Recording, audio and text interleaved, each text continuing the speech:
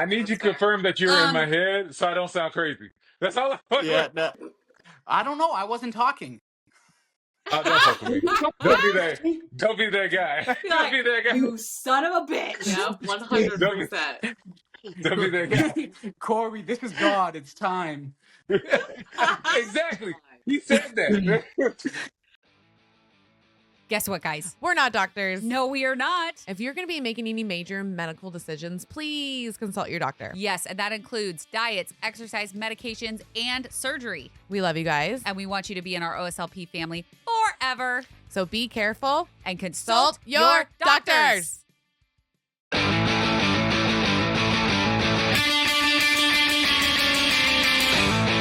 Welcome back, OSLP family.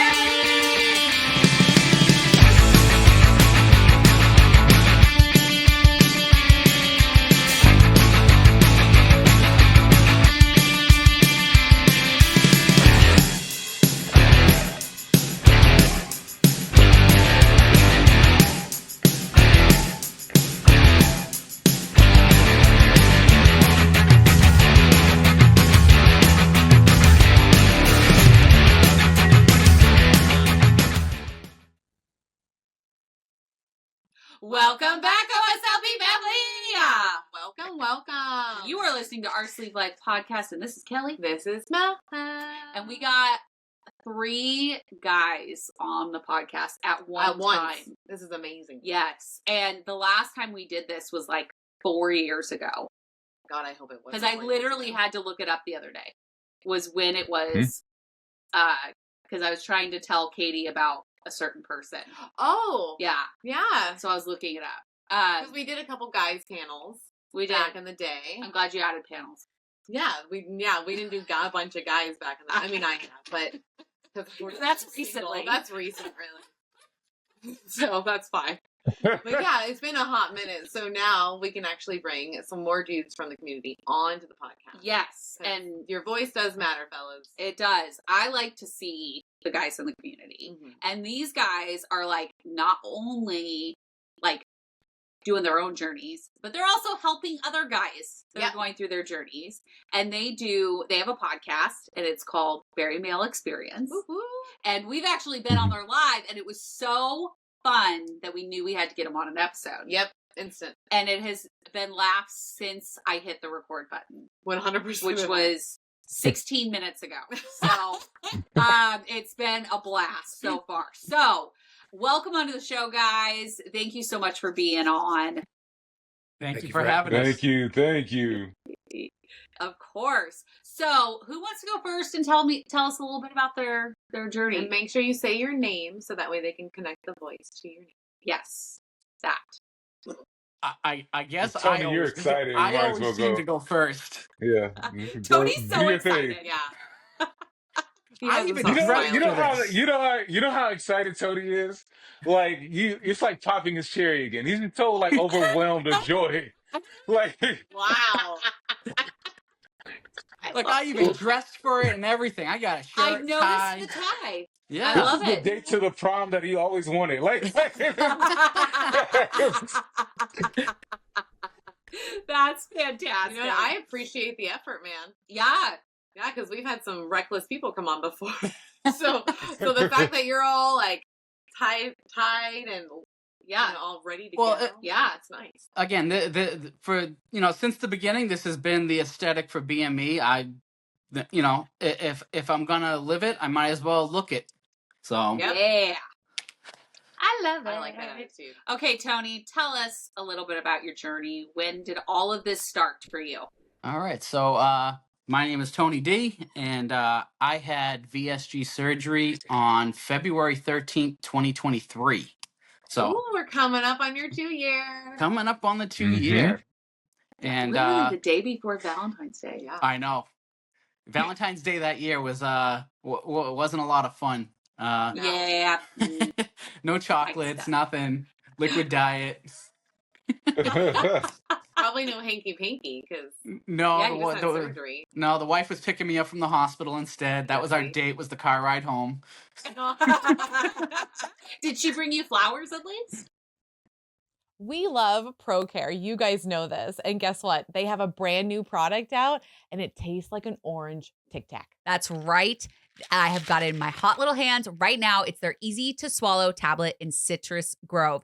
And both of us have fully switched over to it. We had to because it's easy to swallow, doesn't stick, and it has 45 milligrams of iron. And we both need that. Yes, we do. So go to procarenow.com to take care of all your bariatric body needs. And our code is the only one that gets you a full 15% off. So use code OSLP at checkout. Are you feeling a little sluggish? Little lack of protein? Little lack of caffeine? Well, we got the fix for that. That's right. Dive Bar Nutrition has the best protein bars. They have caffeine, protein, and they taste delicious. So head on over to divebarnutrition.com and use code OSLP at checkout. No. Sorry to bring that up. It still hurts to this day.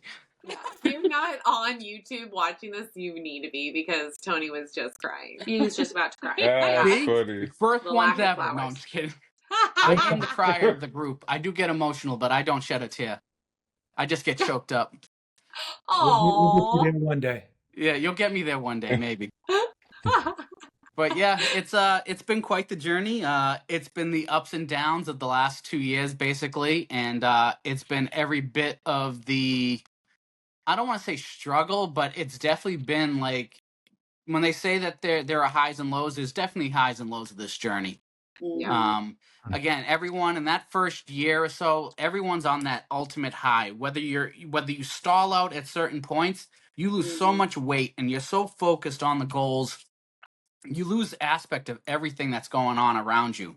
Like all of a sudden, a year's gone by, you're like, I've lost all this weight. I lost 179 pounds my first year.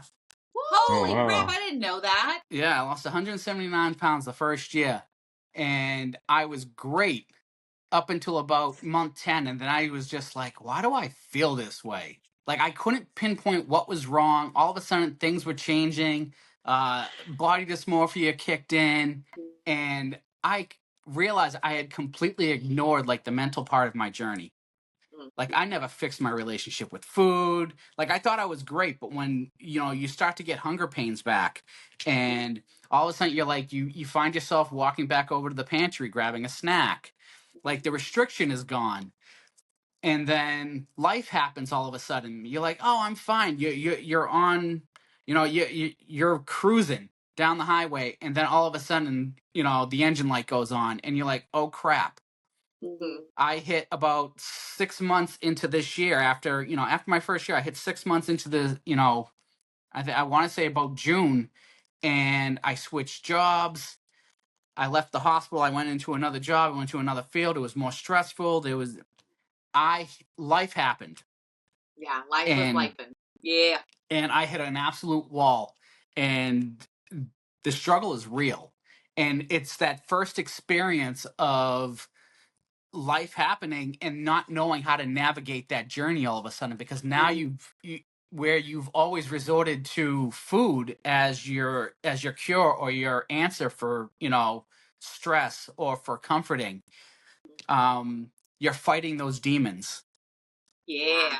And working for a company that rewarded everyone through food was even worse. Whoa. So everything was like, oh yeah, it's like, hey, we bought pizza for you guys today. Thanks for a great job. And you're like, you gotta be kidding. You're like, you son of a bitches. I just want a salad. Exactly. Like I purposely would bring my lunch in and then like walk in there, like grab a water and stuff and look in the fridge, like, oh, there's a slice of pizza in there. And bad habits.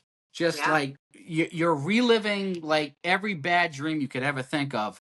And I put on 35 pounds. In 6 months. Yeah. And that We've really been there. I don't want you to feel ashamed. We've done it. Oh yeah. We've done that. Oh yeah.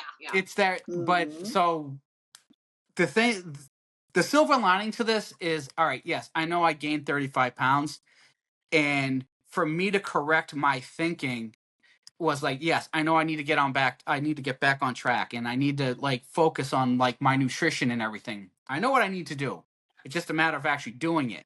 But telling myself, like, don't worry about what the scale says, because guess what? I can still run up, 3 flights of stairs and still catch the train before, on my way home. Or Yeah. I'm still running clear across the hospital because I need to get something to an OR right away. Yeah. These are the things where it's just like, all right, I still have the ability to do this. I'm still, I climbed 9 stories, going up the stairs the other day. Like things that I'm like physically able to do that, was only like a wish fulfillment 2 years ago. Yeah. So being in that space, in that mindset of just saying, yes, I can still do this. I don't have an excuse to say, well, I'm gonna fall. I'm gonna fall off, and I failed all of a sudden, because I haven't. Yeah. No, Yeah. you haven't. Yeah. I mean, I literally had that thought the other day. I had a mini freak out moment. Don't worry. And of course it'd be my mom. She always. Every time we record, like it never fails. my mom calls. And we know that she's calling now because she thinks we recorded earlier. Yes. And yeah, it's a Friday night. But she didn't even realize. I told her the other day, I was like, yeah, I have a live on Monday. And she's like, when do you guys do lives on Mondays? Every Monday, Mom.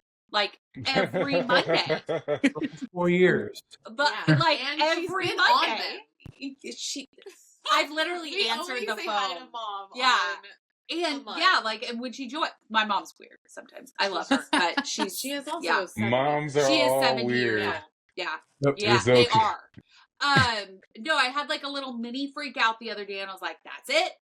Because I went up another pound, and I've already battling that regain, and I'm like, that's it. I'm going to be fat forever. That's where I'm at. Nothing's going to work. I'm going to be fat forever. That's just where I'm at. And then it took me a second, and then I started like actually thinking about it, and I was like, okay, Kelly, what are you actually doing to like get you where you want to go? And so then I started problem solving, and I'm happy to report I am down over 3 pounds at this There you point. go. I That's was going to awesome. say you should say it. Cause Yeah. I don't say the number because I don't want anybody to feel bad about that. But yeah, I've lost like over 3 pounds this time. So I'll probably get weighed again for my 2-year appointment. So I'll probably find out if I've lost any weight since then, since I weighed myself. Not that I'm really worried again, but again, like Corby knows, we stood up on stage at Retreat, and just a bunch of guys feeling completely uncomfortable in their bodies talking about weight loss, and just like feeling that small up on stage, and like I'm standing here talking about weight loss and supporting men in our journey, and I feel completely uncomfortable in my own skin. So it's a weird thing to navigate through this community, because sometimes you end up with some type of like imposter syndrome. Yeah. Oh, So 1,000. we're always Yeah. our own worst. I feel that every day. Yeah. Yeah, we Yeah, always I was our just own gonna first say- struggle with it. Yeah. So how do you guys feel when it comes to like the imposter syndrome? It's So tough. Go there's ahead. yeah, so give me a chance, Tony. Take a breather. Yeah, take a breath. You're okay, Tony. It's Corby's turn. That's right. Raise your hand. No, I'm just, Yeah. I'm there's just, your little- just playing. But so there's 2 ways I look at imposter syndrome. One is I know I'm capable of doing something, and I'm creating all the excuses of why I don't do it. So I then just say, stop being a little bitch. Or like I tell myself, Yeah. like, you know what? So this time terrible. I use negativity to boost my positivity in my actions. So Okay. I have a statement in my phone that says, if you don't get up and work out, you will die. Now, mind you, that mentality gives me so much anxiety that I just bolt up and just do it. I don't overthink it. I don't be like I'm tired, because I realize if I give myself more time to think about it, that's more time I'm giving to the excuse than to my priority. And that is how I look at it. Like I avoid trying to give excuses because I have priorities that are more valuable than the excuse itself. Yeah. So yeah, That's that's a great way of one putting end it. of the whole imposter syndrome. The other one is there's gonna be clothes that don't fit us. Like we got on stage and our jerseys, which looked nice, They was did. just so Yeah. short. And we were like, we literally had a whole pep talk. We're not gonna do this, bro. We're not gonna do this. Like we were all telling each other no. It was like, nah, fuck this, bro. We're not gonna do this. Like we were dead as serious. But then Shar kind of coaches in and be like, but guys, this is an opportunity to use about imposter syndrome in your body. And I'm like, you know what? You're absolutely right. We're gonna fucking rock this. We're gonna talk about the elephant in the room. And that's what we did. Yeah. First thing we said was like, look, we are uncomfortable with our bodies. We have our shirts Yeah. open because we realized that if I sat down, the buttons might pop off, right? Yeah. But yeah, like that's how we looked at it. Like it was like, Yeah. all right, we gotta talk about this because this is the reality of what men deal with. Now, most men won't say anything about it. Most Yeah. men be like, I like this style. Let me untuck my shirt in front, unbutton the shirt, and then I'll look fine. And the reality is that we're trying to find a way to fit what we're trying to cover up. Like we're trying to make it look fitting, but reality is there's still something there. And again, that's something that I can address as I continue to be progressive. I can have grace for myself. But like as soon as I allow the thought to stop me, then I let that thought win over my own vision of what I see myself. Ooh, that's a Seriously. clip that needs to be clipped. Because it's true. It's true. Like the moment that you start letting your internal thoughts stop you from doing what. So like I've been trying to walk every evening and every morning with my corgi because he's a pain in my ass when I don't. Yep. And so, but it, equal to that, I get out and I walk. But there are times where I'm like, I don't need to go today. It's fine. And then he, eats my notebook like he did today. So that was cool. So he's mad at you. He was mad. He was mad because I was working. He got your beanie too a couple days ago. He did. He ate my beanie the other day. My favorite fucking beanie. And I was like, you son of a bitch. Like, you didn't walk him. I did not. I was in a flare. That's your punishment? Yeah. He will eat my no shit. walk for you. He will destroy my shit. So that, I'm like, he's like, I want to go walk. Or I'm not going to doggy daycare. And I don't know why. So I'm just going to destroy your shit.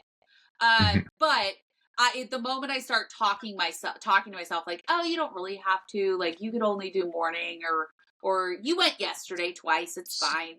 That's when I start like noticing that I'm like letting that internal battle like affect my actions. It's because that's where we feel most comfortable at also too. We've quit on ourselves so many times in our life that we just kept on saying, no, I'm not going to do that. And we were okay with it. This is the first time in our life after the surgery that we've actually said, no, I want to do better. And we got to keep on pushing forward. So it's that uncomfortability that we're not used to and not happy with. Yeah. I know that having those conversations with ourselves, we're not used to doing either. No. Right. So it's like a whole new like world for us to try to figure this out. Yeah. You know what's funny? I'm not funny, but I was just thinking because I think of like dark psychology aspect. What if you had went and decided to wear a dress that you knew wouldn't fit? Would that have motivated you to go on that walk? Maybe. Not me. It would just fuck me up. I would just be mad all day. You would just go darker? Okay. I go darker. Yeah. Yeah. I don't know. I feel like it might be good motivation to be like, this is what I want to wear and I can't wear it until I really get myself back in order. But has that ever happened for us?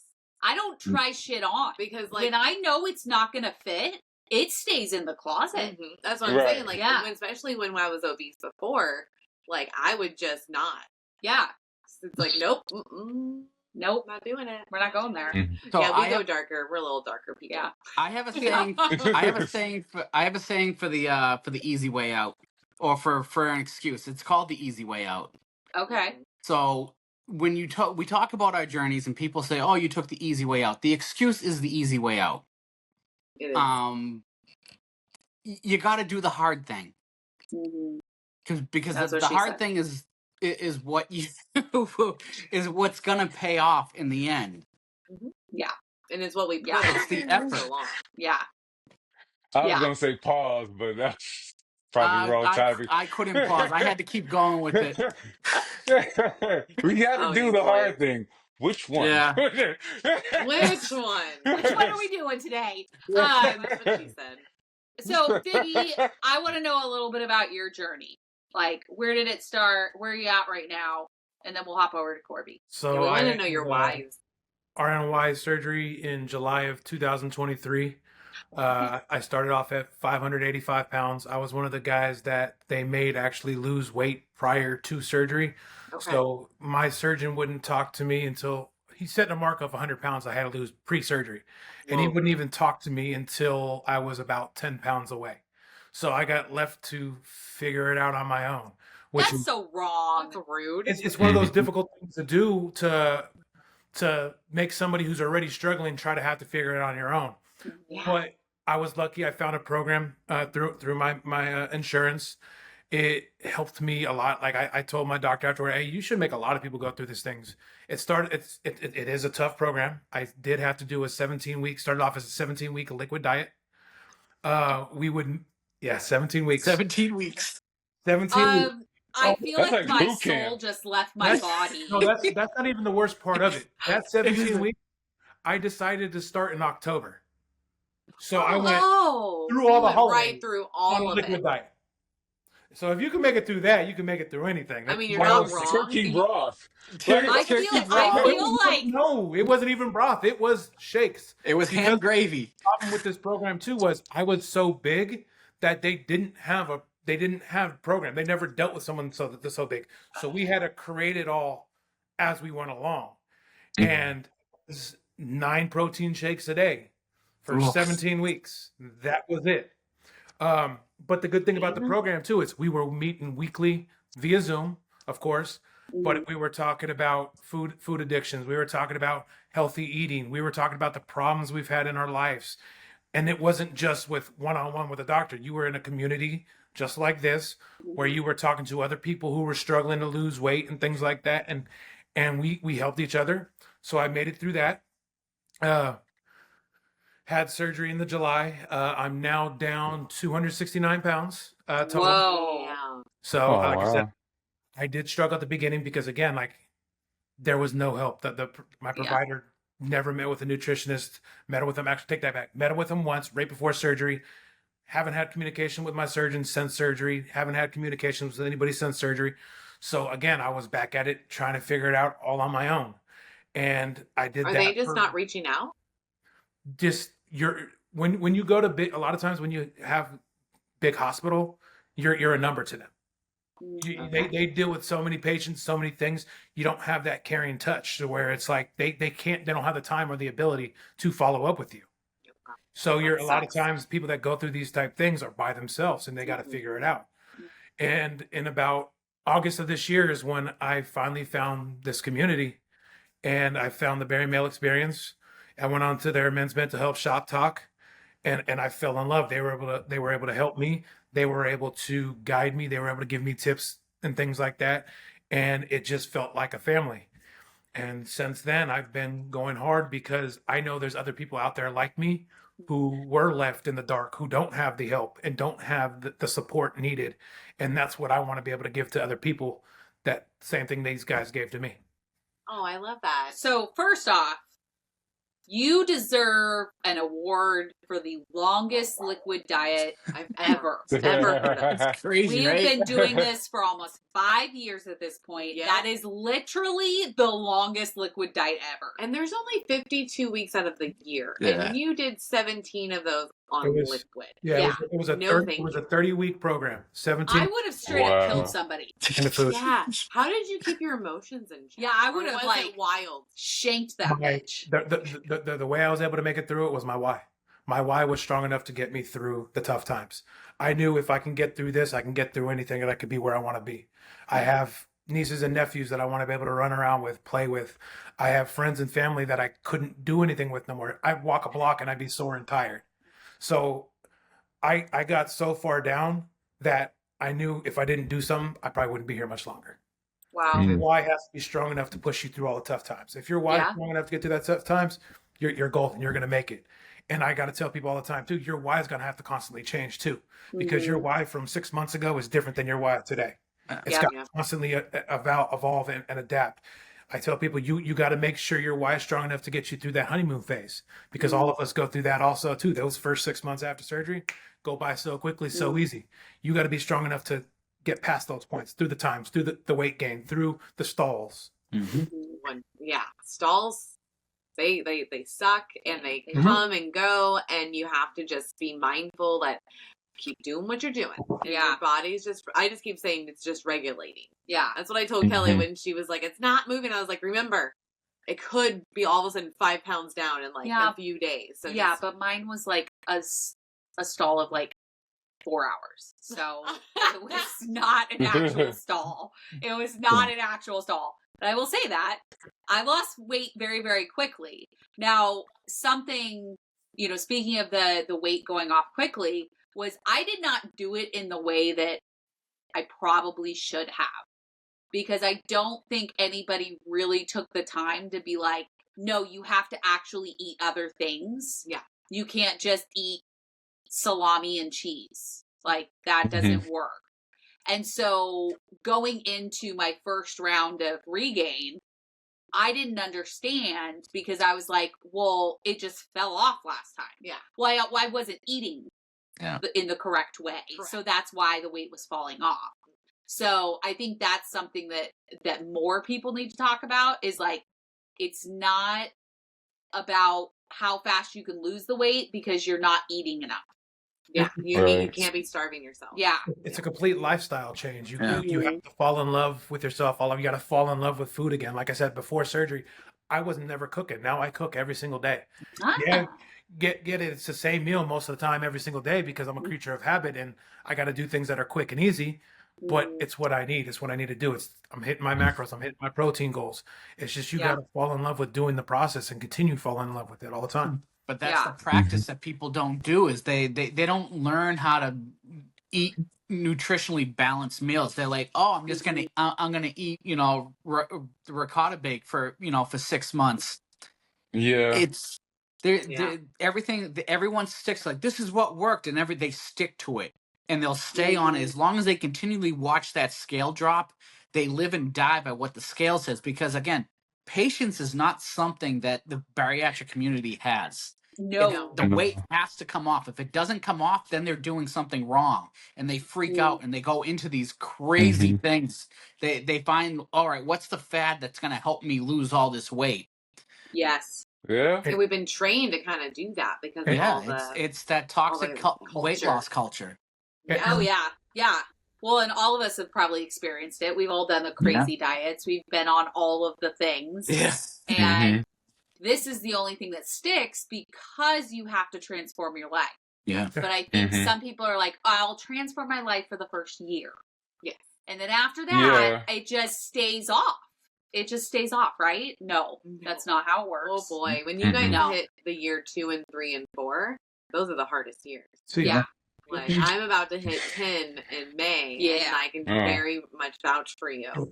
And what we have to start talking about now, because I'm so far out, and Kelly's starting to get further out, is now Don't age me. Well, we're the same age. No. Don't age my journey. Oh, okay. Whatever. I won't do it, but anyways. I am 4 years away from you. Our hormones change through that time, is what I'm trying to get at. Yeah. It is completely different from when you first got your surgery. Like, even if you think about it, I was 28 when I got my surgery. Yeah. So my body chemistry now at 38 is completely different. And I'm in that peri, I don't know, something, menopause thing. Pre-menopause, peri. I think we're peri right now. Yeah. So it's like, the night sweats are real and things are happening, and the scale, no matter what happens, is not going to be like it was that first year. And we have to come to terms with that. Like, I tell myself, you are a normal body person now. Yes. It's going to come off just like that. Yeah. Yeah. So speaking of honeymoon stage, and Corby's actually in a honeymoon stage right now in his personal and personal life. So tell us about your honeymoon stage. Was it easy? Was it harder for you? So for me, it wasn't hard because I was already doing the work beforehand. Like I Okay. was on, so beforehand I was on Saxenda. I was walking every day. I literally did that whole walking journey for like 3.5 years. Of like I would Wow. walk a mile or jog 3 miles. I'll isolate between that until like I started getting foot pain and find out I had arthritis. So now I just do the bike. I ride the Oh, bike there you now go. for like 30, 40 minutes, which is cool. But no, the honeymoon phase, um, I was already kind of just still staying disciplined. I didn't think I drank for like 2 years. I didn't pick up a Nice. drink, anything of that nature. I was really like diligent about how much protein and stuff like that. But I think what I actually know what actually happened with me to kind of switch it. Um, so I met my wife like in August of 2020. I had the surgery of October 2020. Um, we broke up after a year, uh, Oh, because she was moving to New York and I wasn't moving to New York and we couldn't do the long distance relationship. So when we yeah, it's broke hard. up, it's funny, we broke up and it was such a funny story.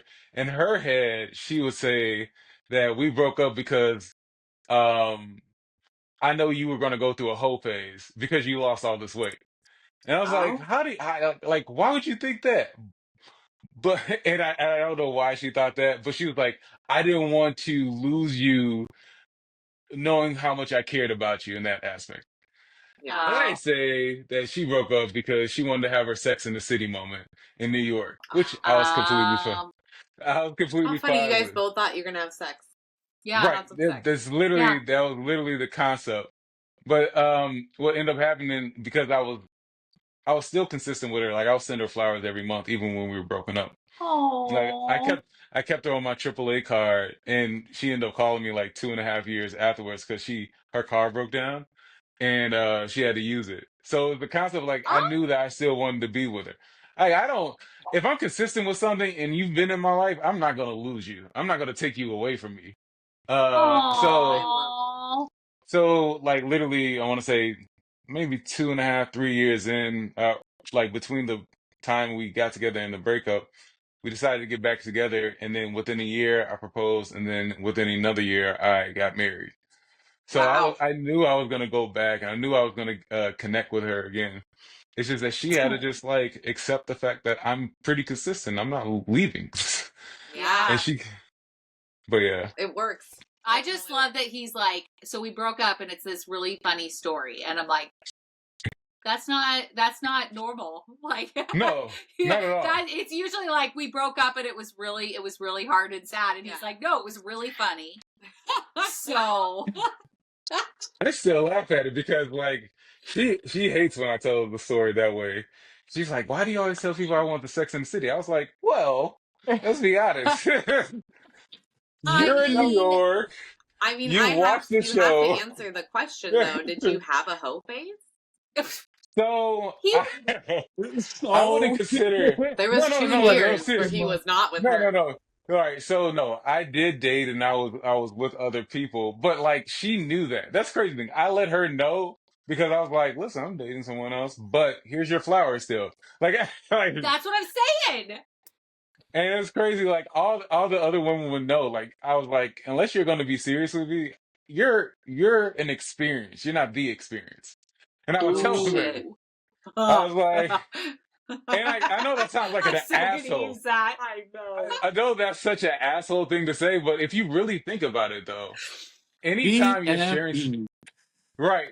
I'm really like like when you take the therapist hat off, I'm just an authentic guy. Like I'm just blunt with everything. I don't care. I love it. I love it. So I'm gonna use that. but yeah, because like a lot of times people would be telling you like, I want to have something with you. I'm like, okay, cool. Are you gonna make yourself the experience or an experience? Because the an experience, we can go on these fun dates, we can have these special moments, but then you got to show me the discipline and the consistency of how you support yourself because this is all cool. We can go all these crazy dates, but can you be able to financially be in a state to kind of work with me? Or can you be in a state of like you have stability of family or you have a structure of like a good job or something like that? If you don't have those things or you don't have the willingness to kind of be consistent and attempt to get that, then I'm just having an experience with you. Yeah. I'm spending my money. I can wine and dine. I can buy you the flowers. I can sing you all the poems in the world. But you have to kind of show me a mutual feeling of some sort. I'm not saying like Yeah. buy me flowers and wine, but you got to show that you appreciate me. Yeah. So Of no, course. I mean, no, I yeah. don't need any flowers or candy or shit like that. I just need you to fucking communicate. Hmm. Just tell me what you're thinking. Yeah. That's it. That's it. Like, and that's why I am no longer with somebody. Because Well, men, that's that one was of too men's much to ask. struggle. Yeah. Well, that's men's biggest struggle. It's because there's two reasons. I understand why men struggle with it in an aspect that like it's difficult, I guess, on the opposite end, on the opposite sex. Um, when a man becomes so vulnerable with their significant other, there is a part of where that significant other creates anxiety of the things he told her. So that is the fear. No man wants to have the anxiety on a woman's eyes about the thing that they were vulnerable about. No. So So as long as we don't show that, then they'll just keep being more vulnerable. Is that what I'm yeah, thinking? like let's break this down. Like Yeah. if I've been a guy who was, making sure the bills are paid and things like that, and like you have a work, you've been supporting to the household too, and then I start talking about how work is slowing up and things like that. And then you come with your anxiety and say, so what are we going to do with the bills? That's a man's fear right there in his face. Okay. Is like, okay, now I gotta figure out how to deal with that because that I did not want you to have that anxiety and fear. I was just being vulnerable and speaking to you about the things that I'm struggling with. And that's why men struggle with the vulnerability piece because once we open up Pandora's box of that nature, Mm-hmm. that we cannot remove the sight we see of the fear. Good to That know. explains a lot. It does explain a Thank lot. you. Yeah. I appreciate Oh, that. no problem. Yeah. No problem. He says. So No, I because kind of like wanted this to. is good awareness. It Yeah. really is. No, it really is because I was like, why doesn't he just fucking tell me what he wants? That's You that. see, they're scared of our reaction. Yes. So yeah, This is why men 100%. have to be really calculated on what Yep. they're going to say and do because whatever we say, we have to think how are they going to feel about it or are they capable of holding space for that feeling? If Mm. they're if that person is incapable of holding space for that feeling, we then will shut down and become and feel rejection and start like being very cold or like reducing the amount of information we give because Yeah. of the fear that we saw. That just explains my entire relationship. Yep. Thank you. Yep. Yeah. Yep. That's exactly what it was. Mhm. I can see it. I'm sorry. I literally can't unsee it now. Oh. Oh my god, you were gonna ask a question. Oh, what happened? No, it's fine. Oh, that thing scares me. Sometimes it refreshes and it goes blank. Yeah, I was like, whoa. It does it every time. Yeah. It's fine. I was gonna ask the guys, kind of like do a round table of like, really, what is your why, and what was the high weight, and what are you at now, so people can kind of get an understanding. Mhm. So let's just do Uh, Tony, then Corby, then Biggie. All right. Mhm. So you want my what the weights first? You want the why? Whatever you're Whatever comfortable you with, wanna sir. do. You All can right, mix so- it up, whatever. So my highest weight was 425, and let's see. I think when after the regain and everything, I'm at 281.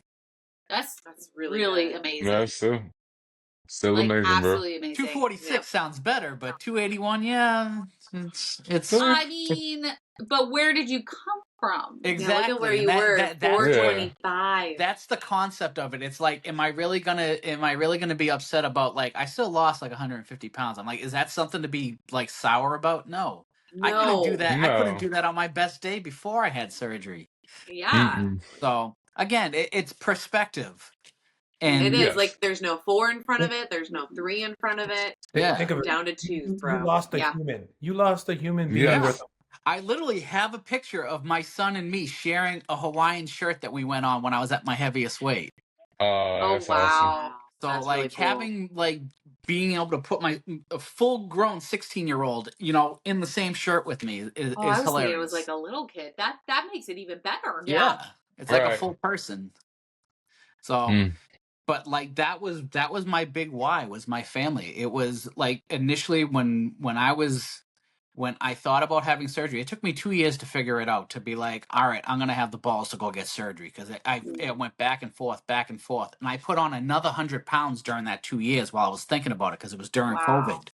Oh shit. Oh yeah, Mhm. COVID. So, like, to think about, I'm not going to walk my daughter down the aisle. I'm not like going to see my son grow into a man. My wife isn't going to have my wife's not going to have someone to grow old with. Like, that type of thing bothered me, and it's like, why is that fair? Like, no child should ever have to grow up without their father. I literally was like dying in front of them. I could not do anything. I could barely walk. When I did walk, I was laboring. I had a cane. Like, I had to force myself to like work all day and run across a hospital, and like there would be days where I would try to like make the train to get home. And I would be getting a ride home from people, and they would be running for the train, and I'm like, just leave me behind. I'll take an Uber or something. Like Oh, like that type of stuff. Like, I didn't want my kids to see me like die that way. yeah. I It's a didn't want my big wife to motivator. have that memory of just like she couldn't help me because I couldn't help myself. Yeah. So, I mean, again, like Biggie said, like your why does change, and you know, it's not that I don't have the why. Like, I want to be there for my family, but again, at some point, when are you going to do this for yourself? Yes. Like, I need to do this Mhm. for myself. I need to say, you know what? I am the person responsible for my own health. It's that surgery, yes, the tool's there, but if I'm not using it, then what good is it? And what did I really learn in the end? Yeah. So it's about being, you know, the responsible adult, being consistent and loving yourself and putting the work in. Because again, if you don't want to die, then why allow yourself to die? You have control over that. Yeah. Mhm. I think that's missing, is that people forget we do have that control. Yes. Like, and I like how you said, like, we need to be in charge of our own health. Like, 100%, like, that needs to be a thing. Like, we need to be taught that at such a younger age, that you are in control of your own health and you are in charge of what goes in and out of the body, and you need to make choices. Because I hear all the time, like, oh, I'm going to eat this because it's healthy, but then I go and I see these people eat their own food, but then go get their kids the shitty food. And it's like, what are you teaching there? Like, do adults only get fancy, like, better food? Like, are you showing that, like, oh, this is just easy fast, and now I'm just going to grow up thinking, oh, I just go here now for easy and fast. Like, I know as a parent, like, I wanted to teach as many different things than what I was taught. So I know that I'm in his head, because he'll be like, yes, I did have my water. Yes, I did have my protein today. And I'm like, yeah, that means I'm up here. Yeah. I got some real estate. You're listening. Yeah, and I like that you stated that your why needs to be for yourself, because that's something that a lot of people I don't think talk about or think about when you're going into surgery. You're just like, I want to be around for my kids. I want to be around for my husband. I want to be around to do A, B, and C. But it's like, but ultimately, why are you doing it for you? Yeah. We're Like, always willing to help just everyone you. else. Yeah. Of It's course. just how we grow up, because that's something we feel like we have control of. We always have to be in control of a situation where it's like, I know I can help this person. But when it comes to our own lives, it's always chaotic. There's always some sort of chaos, and we're like, I have no control, and that's where the anxiety and the depression kick in. It's because we never have control over our own situation. Mhm. Yeah. I agree. So, Corby, what about you? What was your top weight? What are you at now? What's that So my why? top weight was 835 pounds. My lowest weight currently is 392. Nice. That's insane. Holy So yeah. moly. Good job. That is So absolutely yeah. insane. I want to lose Like, another like 120 pounds, but yeah. That's fair. Well, You'll get there. there's Slow and it's steady. always good to have goals. Yeah. Yes. Always. Yeah. But Like, yeah. What were you gonna say? Sorry.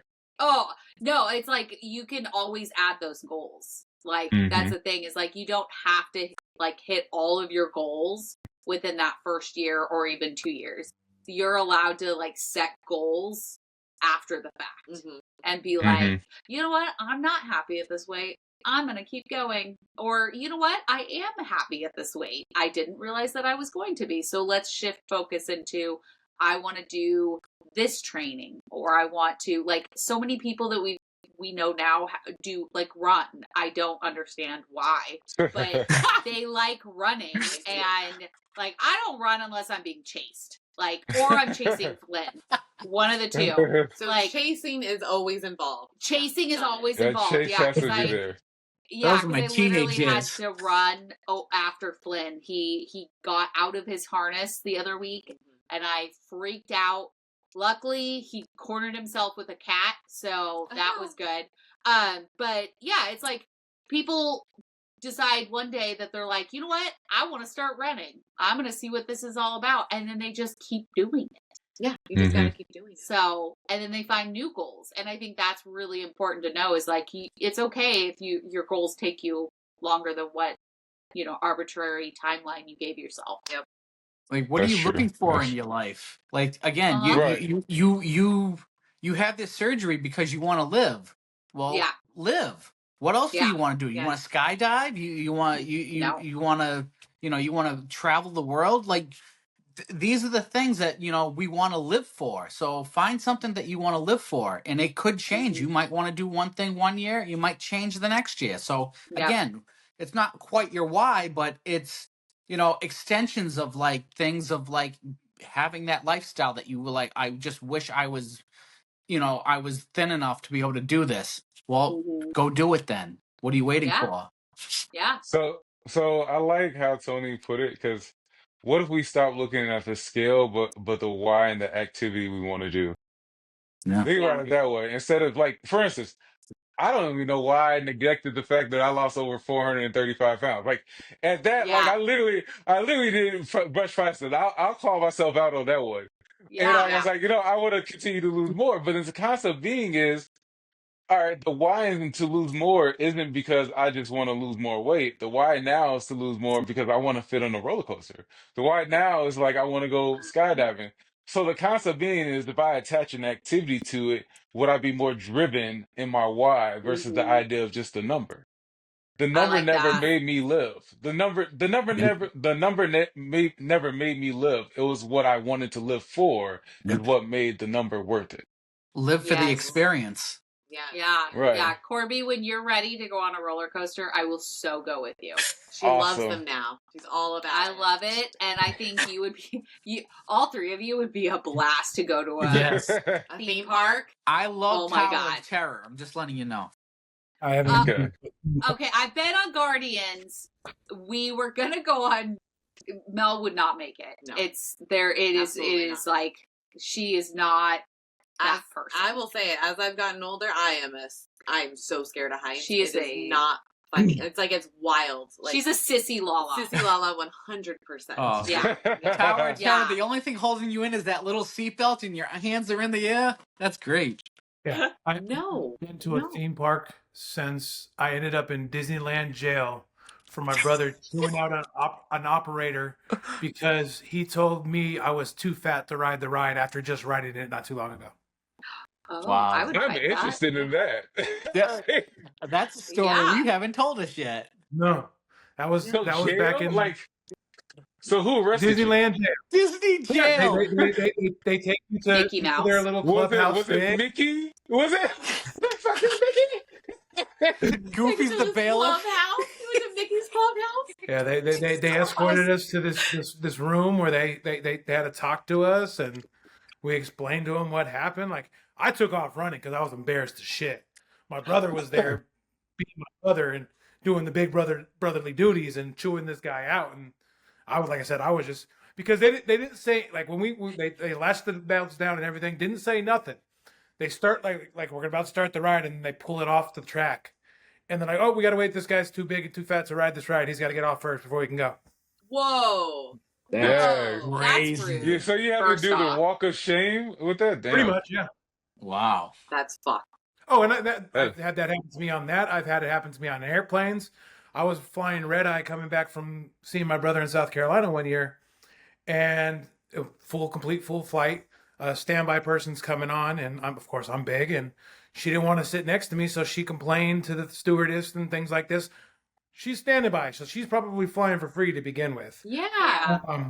Mhm. But she didn't want to sit next to me because I was too big.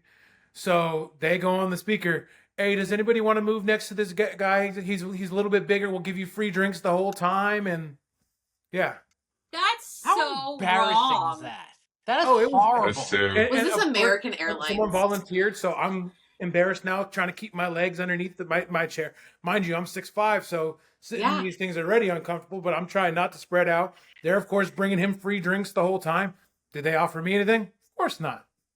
I get off the plane, my ankles are swollen so bad because they were just crammed under Yep. Yeah. Yeah. the entire Mhm. time. What airline? It was, damn, I can't remember this was years ago. I cannot remember what it was. Are we sure it's not American? I can't remember. I think it It was could be United. American. United, No. yeah, Yeah, United. American does some shady shit. We've Yeah. dealt with them. American sucks. It But was- United is weird I too. think it was United. I can't remember off the top of my Okay. head. Yeah, United's they make you pay for everything. It's Yeah. weird. Mm-hmm. That sucks. But it's funny. Like these guys make fun of me all the time because anywhere I fly now, I always it became a habit. I started flying first class no matter what. And Yeah. they tell me about it all the time. But it's just that bad experience I had that I was like, I don't want to ever go through that again. Yep. Yeah. I feel you. Get the Yeah, wing seat. Yeah. Get the big seat. And then I always The fly big Southwest just for yeah. Same. Free Right. drinks, We do Alaska free every check once in a while. bags. So it's just ever since then, that's what I did. I was like, no, I'm not going through this no more. Yeah, I don't blame you. I wouldn't either.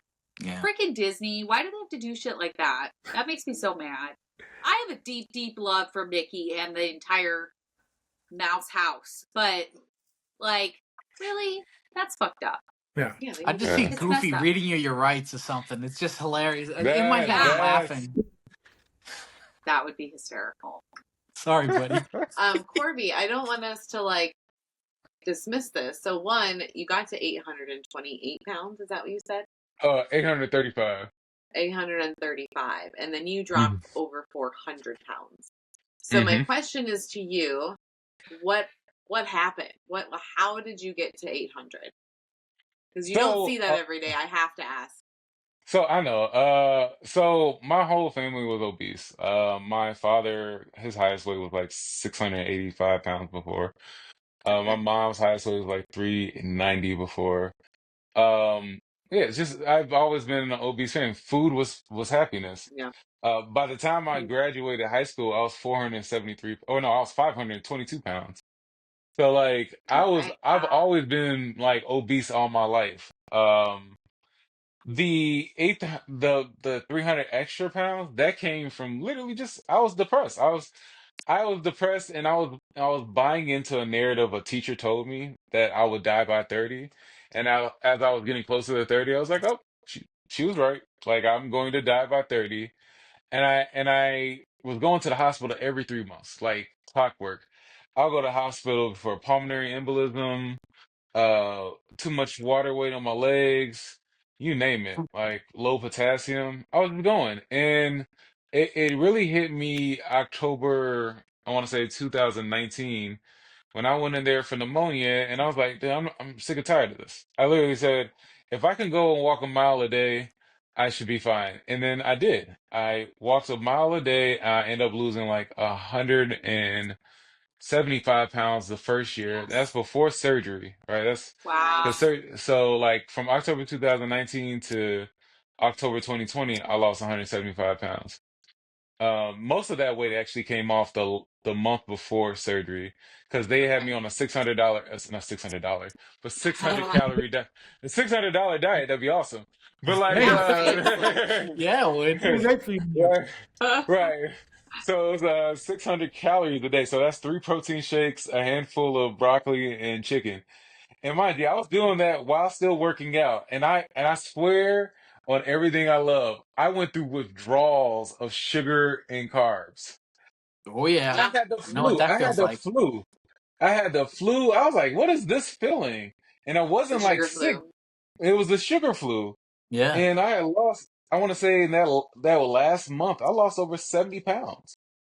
Just Wow. off that. That's Right. And then incredible. that's when I had surgery. And then, yeah, I've always been consistent after that. I just got sick and tired of the death anxiety of worrying that I'm going to die and be like, well, if I'm so worried about it, I have to make an action. I have to physically do something about it. And that's the only way I fight my anxiety is I have to physically do an action for my anxiety to reduce. Wow. So, That's I yeah. Kelly.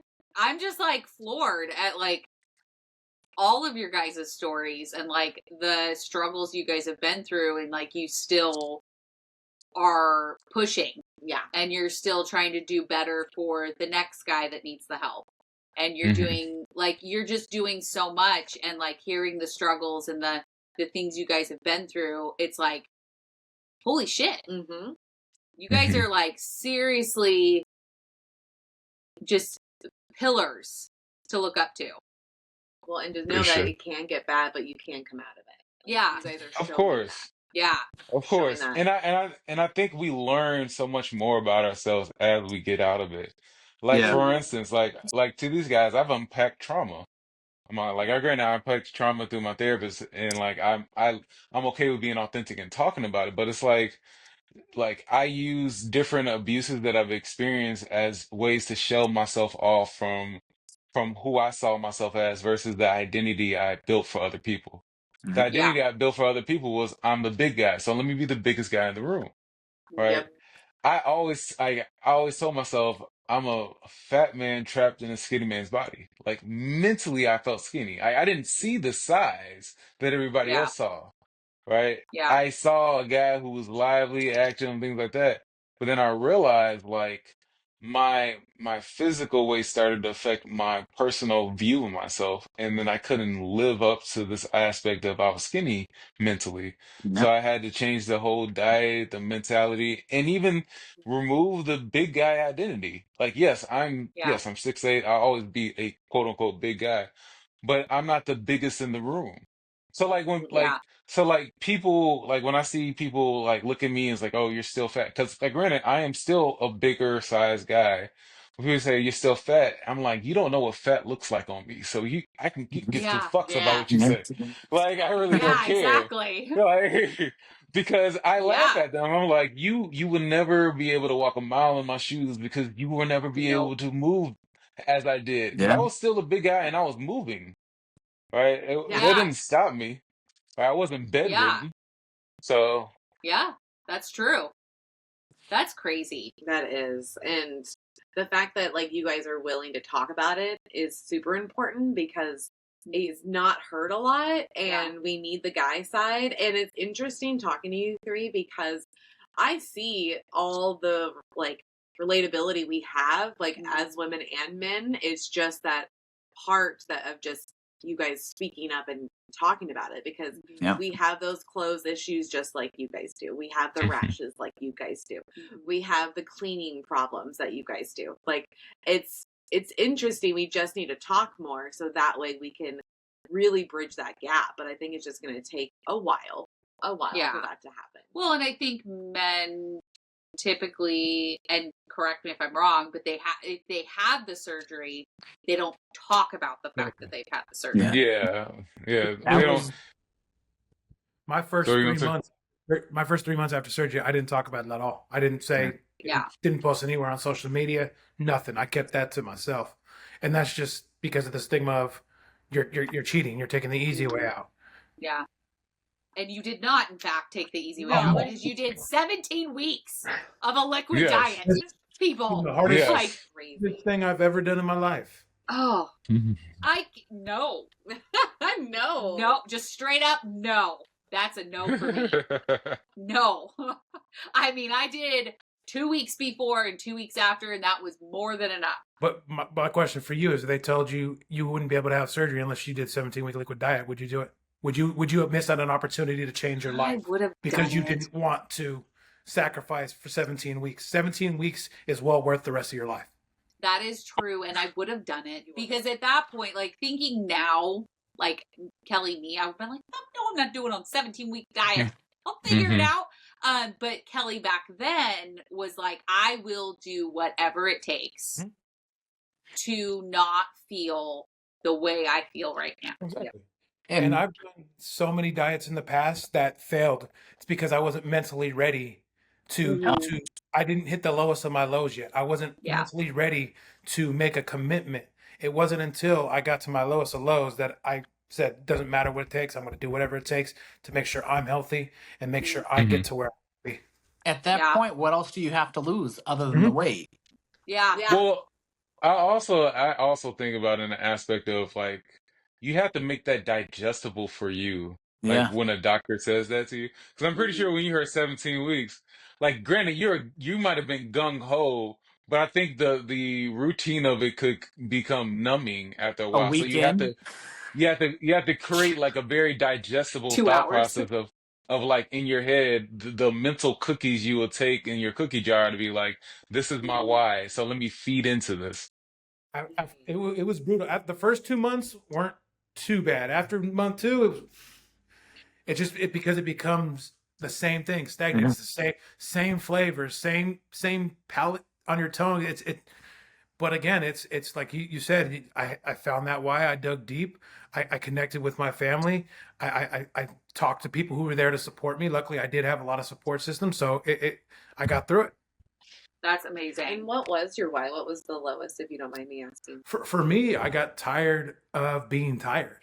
Yeah. I got tired of being passed up for job promotions because I didn't look a certain way. I got tired of not being able to walk. I got tired of not being able to play with my nieces and nephews. I got tired of sleepless nights because I was scared that I wouldn't wake up. All these type things. I was tired of being tired. Yeah. I was tired of not living life.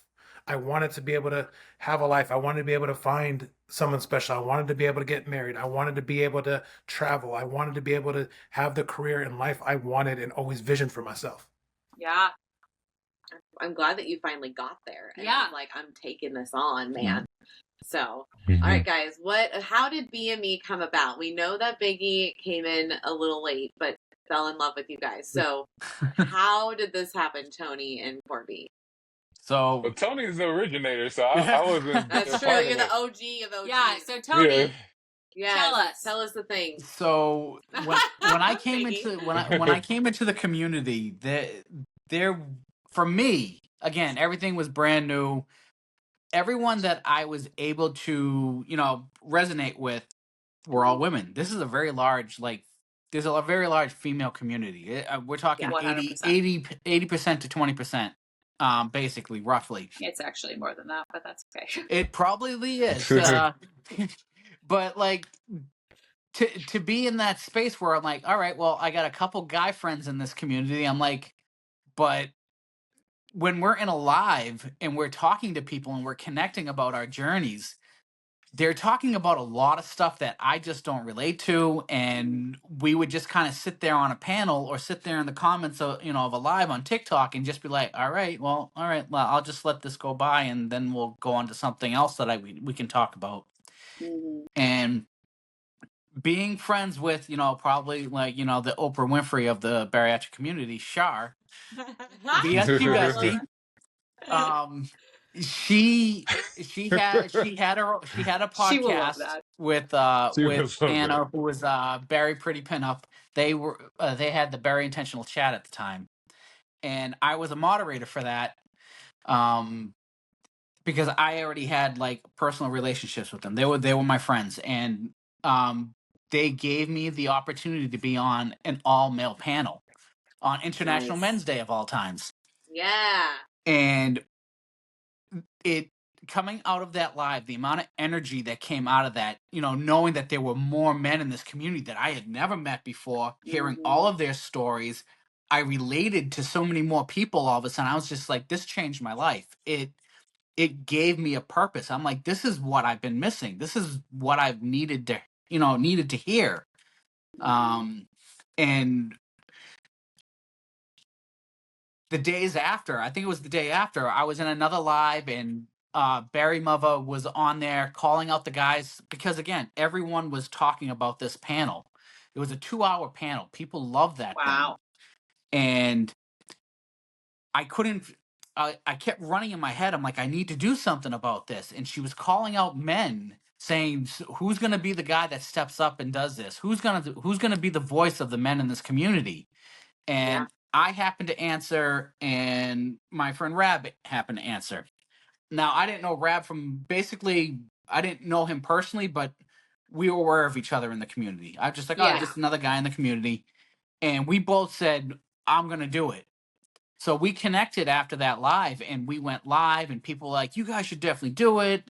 And we didn't know, again, from a hole in the wall, how do we start like a podcast? How do we start even a live where it's just focused on men? I mean, I was only 10, maybe 7 months out. Rap was about 5 months out. I'm like, who's going to listen to us? We don't know what we're talking about. But you do. But when we came up with the concept, it was, this is our journey through the eyes of a men's perspective. I mean, we're not doctors, we're not therapists, we're not experts. I mean, we're learning this just like everyone else, but I have a perspective that you may not know. And we were just looking for other men to connect with.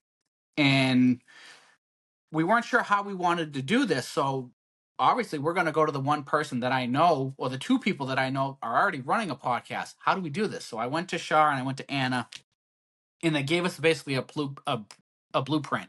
They worked with us. They kind of gave us a lowdown of how we should go about it. They helped us promote it. It was basically through their chat that this was an extension of their podcast, and we launched in January 2nd of 2024, and it couldn't have taken off any quicker than we had 1,000 followers within the first month. Yeah, that's great. I mean, we hit it hard. We would 12-hour lives, like back-to-back weekends, just trying to gain the momentum and give the visibility for the platform. And people really clung on. And the thing that we didn't expect was we didn't get a lot of guys that hung on to this. Like, there was still, like, guys don't want to share a lot of stuff. Yeah.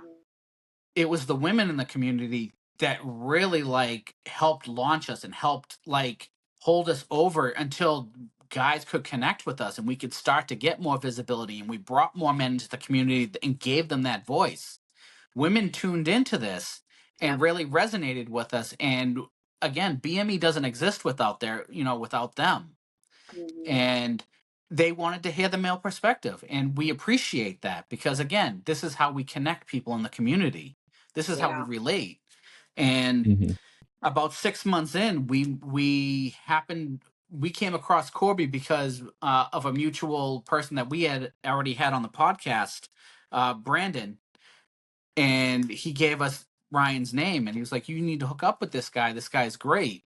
And we had him on our live, and I got lost in everything he would say because he would come up with some quote, and it was probably one of the only lives that I would kind of get lost and forget that I was in the middle of a podcast. And then I'd be like, oh my God, I'm like staring at the camera, like lost in thought. And Rab would be sitting there going, Tony, you there? Like it was because, again, it was that perspective, like, oh my God, there's a third perspective. I didn't think about it that way because Corby's a little bit further out in our journey. He's got, he's got a background in this, and it was like, oh my God, this is great stuff. And we connected in that manner. And I think that the vibe and stuff, we fit together. There was something magical about it. And we started to collaborate on different things. He brought on, we supported his men's mental health shop talk.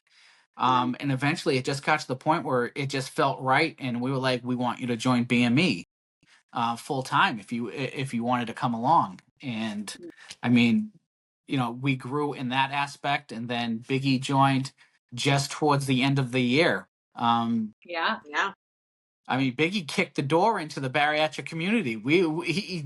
I didn't even know he was there until he was just on my feed every single day, like 3, 4, 5 posts a day. And I'm just like, who is this guy? and he would just show up Yeah. he would show up in our lives, and then he would come to Men's Mental Health Shop Talk, and he would, he would really talk and express himself. And if there were other guys that were struggling, he was trying to help, and his energy and his enthusiasm and his support of the platform. And we got to meet him out at the bariatric retreat out in San Diego, and uh, it was just a great time, and he just fit in right, with us. So, BME's expanded in that aspect. And again, and Biggie said something about this in in a live a few weeks ago. BME is more than just a platform; it's a movement. And I never thought about it that way. And it's true, because again, Barry Male experience isn't just my experience. It's not just Reb's. It's not just Corby's. It's not just Biggie's. It's all of our experiences, and every single one of them is different. And it's how do we support that journey? Because again, every journey is not the same thing, but it still needs the same attention. Still needs the same support. Yep. Right. Yeah. Well, I'm glad that you came up with this concept, and I'm glad they called you out. Yeah. And I know who they are, and I actually, Shar told me about it, and I was like, that's hilarious. But it's true, we needed someone, because we've called out men and be like, guys, we need you. Yeah. Can someone please help? Like, Yeah. we try to have men on as much as possible, and we try to talk about it, but it's like, if men don't show up for men, then I don't know what else to do. Yeah. Like, we can only go so far, like how you said, like the women were the ones that were pushing you up, and I'm fascinated to know about the guy's experience. And I think it's because it's not talked about.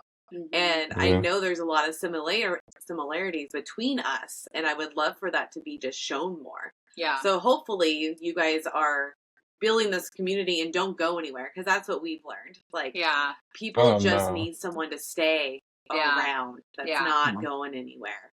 So if you guys can do that, then I can just see men just following and getting on the bandwagon. Well, we're going to have even more eyes on you guys. Yeah.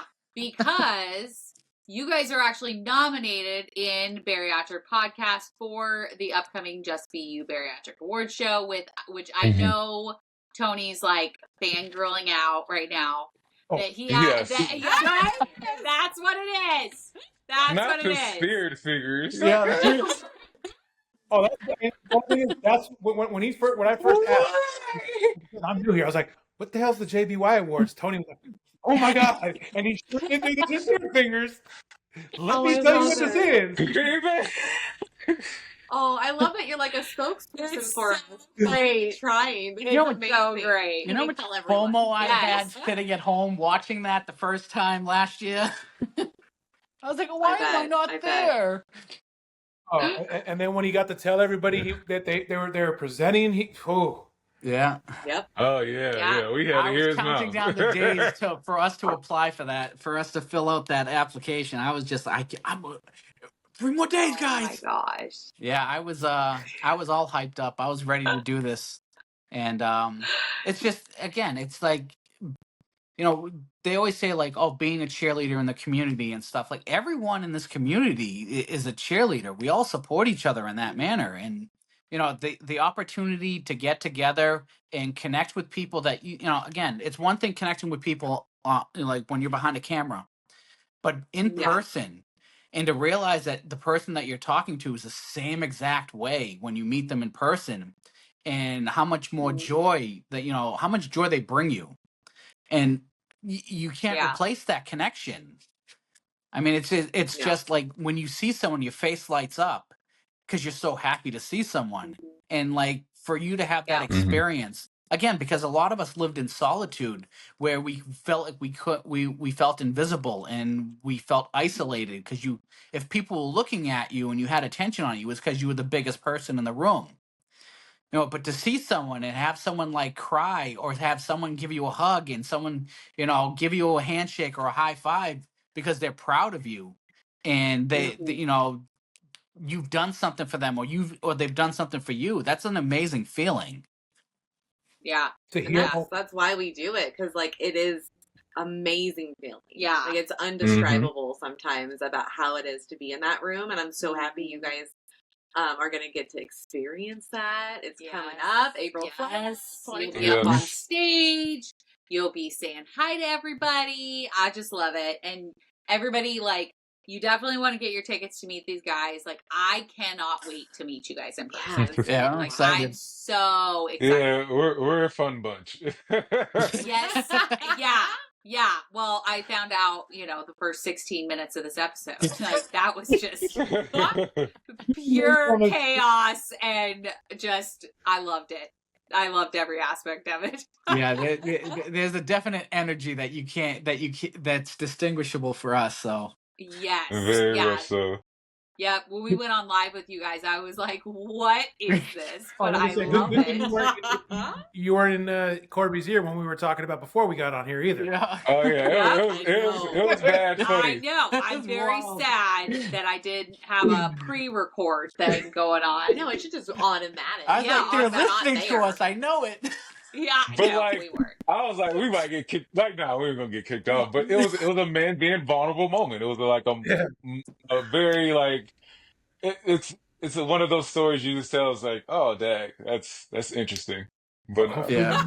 Hopefully no one's listening on this. Yeah, exactly. yeah. Because I really had to check. I was like, anyone hearing this before? I really don't. Honestly, I don't care either way because I mean, life is life. Like people are Yep. gonna listen regardless. But like, Yeah. yeah, it was funny. Yeah, Oh, nobody's you gonna got get you kicked got. we this show. We Oh, talk cool. So horrible we can sometimes. like this should be like the uncensored like the after show. Look at easy.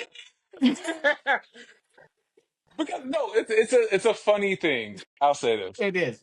It's All an right, adult thing that it's a very it's adult not. thing. Yeah, Well, kids So are not listening to our show. Like, sweet. it's explicit. So adult life. I do hit that check mark every time. I'll go into it a bit more. So in I'll start with the sad part and then I'll grow to it.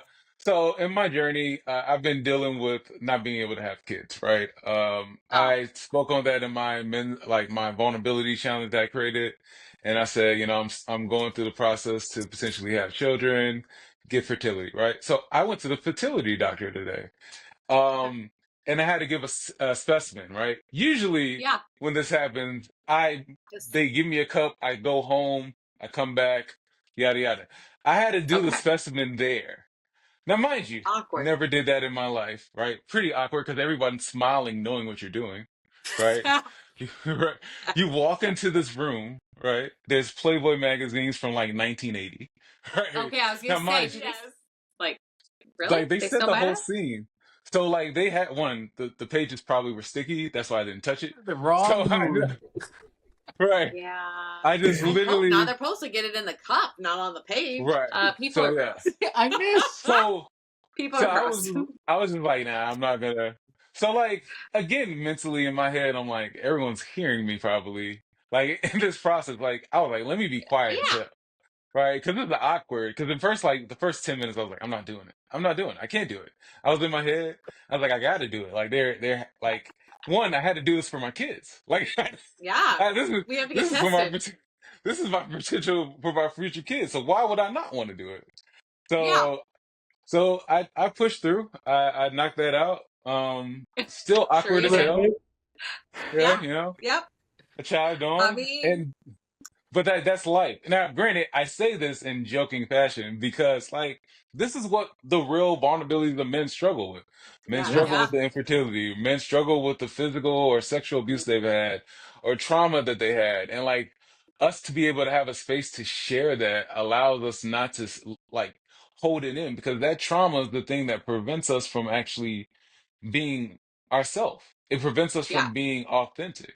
So like I like telling people like bits and pieces of my life and the authentic piece is because I don't want people to feel ashamed to talk about these things because this is what life looks like.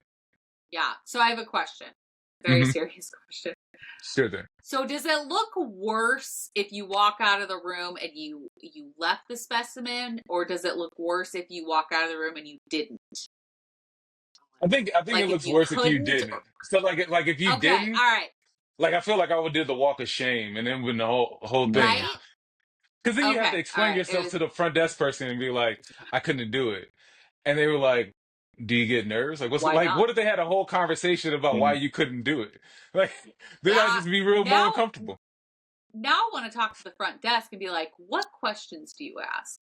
Because I just honestly want to know. Like, if some guy's like, I couldn't do it. Like, are they literally going to look at you and be like, well, why couldn't you?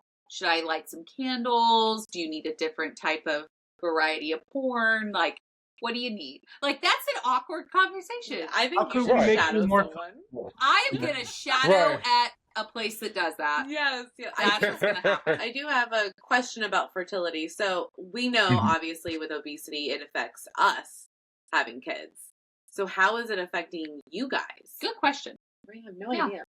So for me, like one was because of I had really low testosterone. Oh, okay. So I had to be on TRT to build that back up, and then because I got on TRT, that's like synthetic in the aspect. Um, this is why I'm having struggles with infertility now. So Mm. so there's like it's like the gifts and the curse. Yeah, I lost all this weight, but because I had to use medication to help with my testosterone to get it up so I don't feel like groggy or tired all the time and all that, um, it has now kind of hindered me. Now, mind you, I'm on a medication now that isn't hindering that. So my fingers are crossed that this sample is a good one, and I don't have to keep doing this process. Or going back into that room, because that's awkward. Yes, I don't want to go to that dark space. Did they have some nice music going for you at least?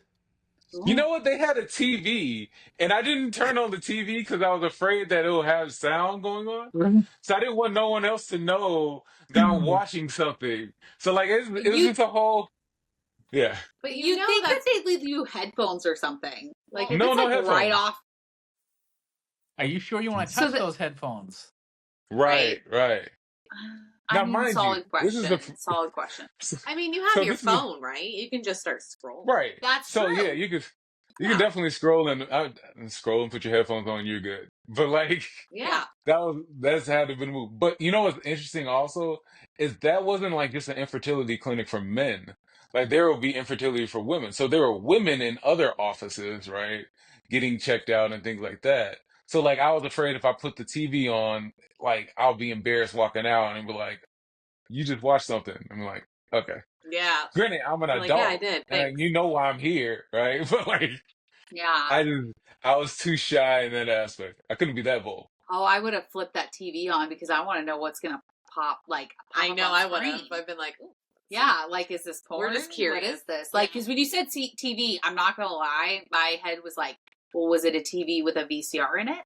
Like, where No, you just like The pop in DVD? some porn? How far You back pop are we it in. going? I don't So it had know. a fire- I've it had a never fire been in one of stick. those rooms, so I'm kind of curious. VHS? VHS. Yeah. Oh boy. VHS, DVDs, Yeah. MP3. We'll just go on. Those are old movies. Oh, you know, it's Apparently I funny. have a lot of questions when it comes to this. They had a sound Yours is machine more about for the you. room itself. They had a sound machine? They had a sound machine. Like you can put the rainforest on. It was awesome. Oh, That's like Interesting. legit. Like, who jacks off to a rainforest though? I don't know. I can speak to that. So, Like, Paul Bunyan? I Right. mean, maybe that's a solid point. I just don't think I've ever been like, you know what is gonna make me super horny? oh my god, The sound of a rainforest.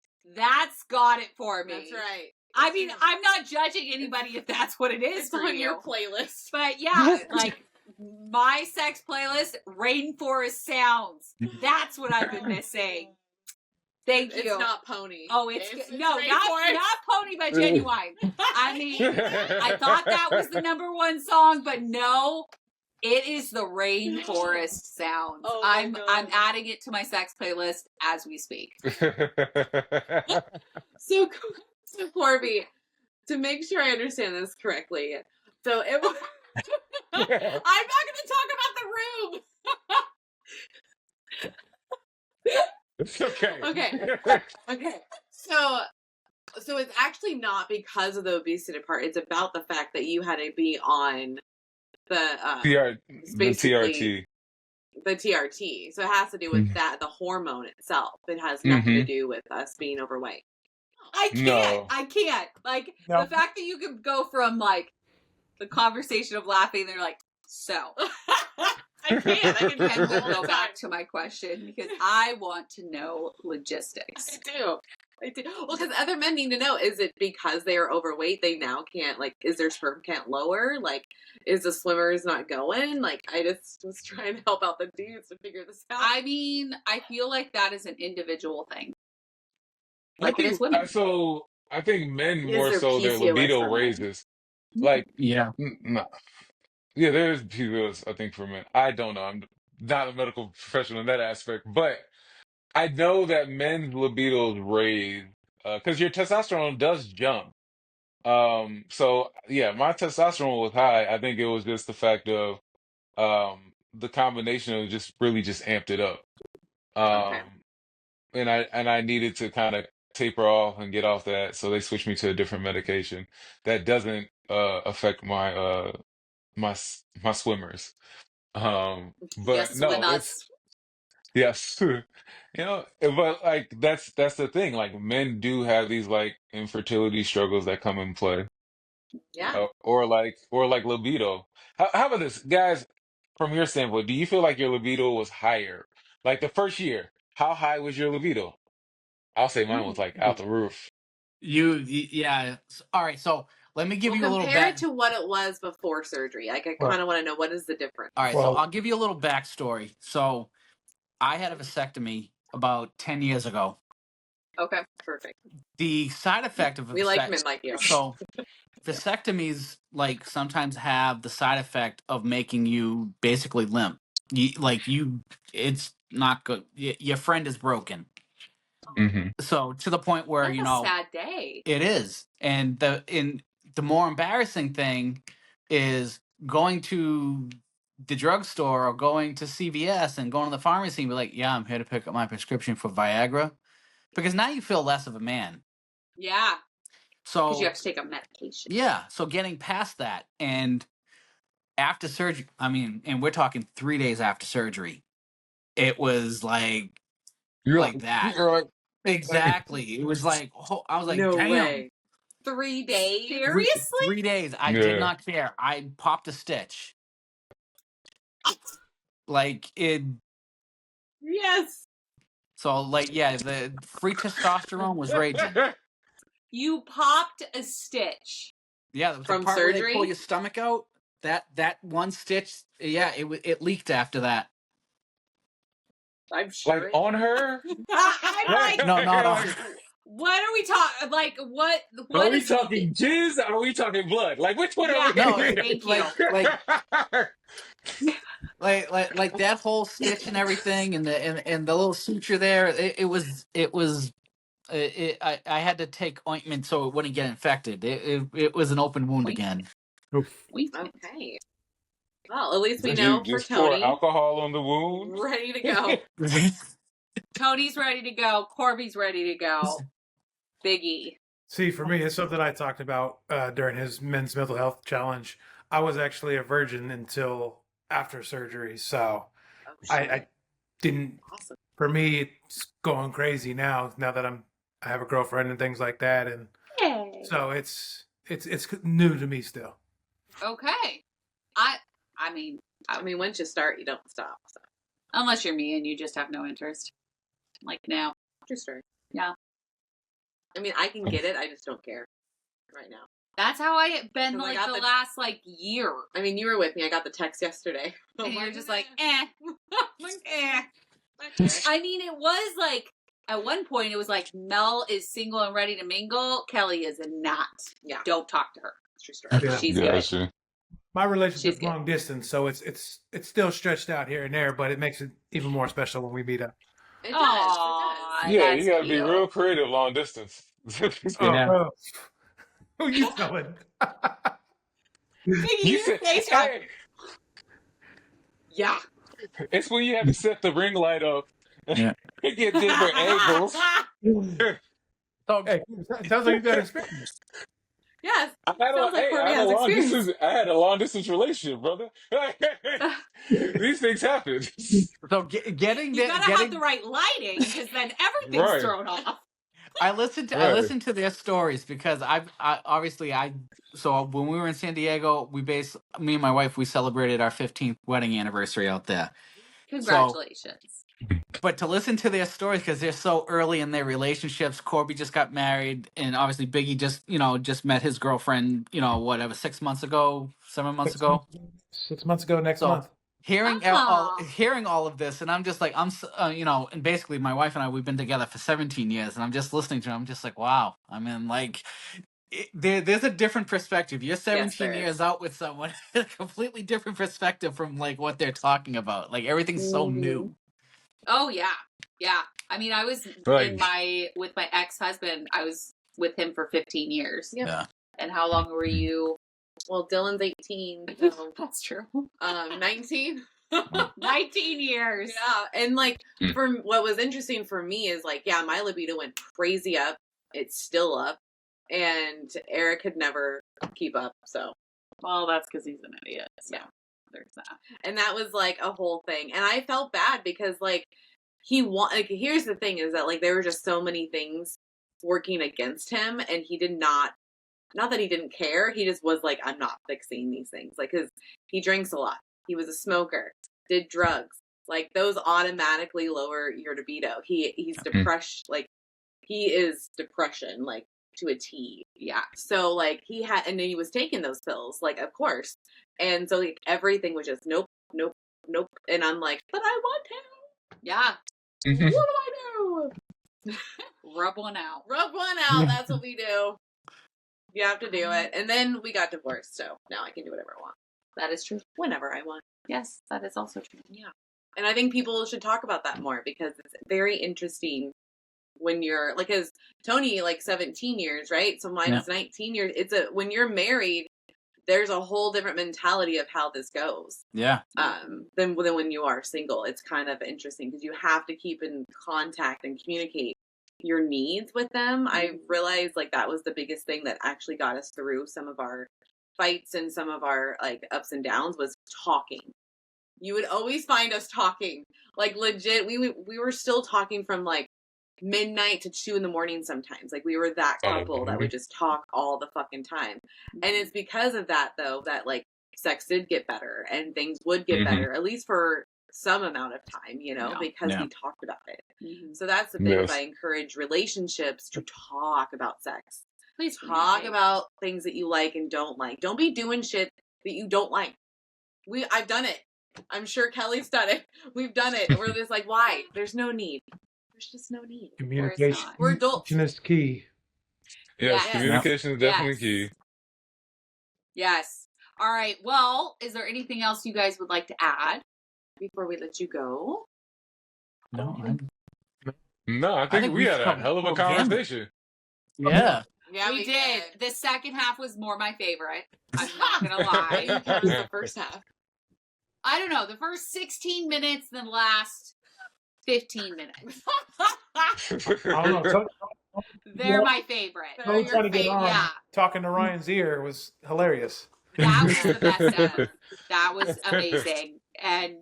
But I just want to say thank you to you guys for coming on, sharing your stories, being so open and honest, and fulfilling the fact that we have sex questions and you guys answered them. Yes. So we appreciate it. You guys weren't afraid. No, thank you for having us. No. I appreciate it. Anytime you guys want to come back on the show, you are more than welcome. Yes. Thank you. 100%. Sure. And and Tony is so excited. Yes. If you guys want to meet these fellas just as much as we do, go over to jbyawards.com, get your tickets. They're only $150 and you get so much for that $150. So if you can't make it, we totally get it.